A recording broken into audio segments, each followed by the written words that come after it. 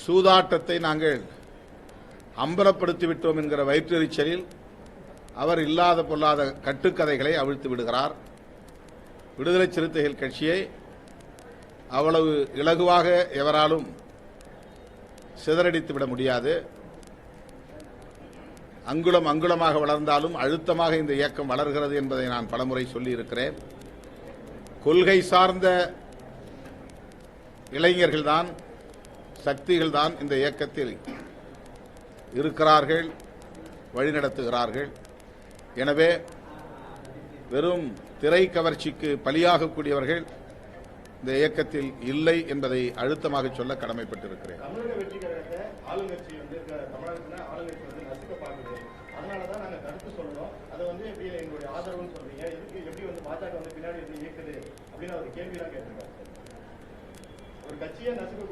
பாஜகவினருக்கு உண்மையிலேயே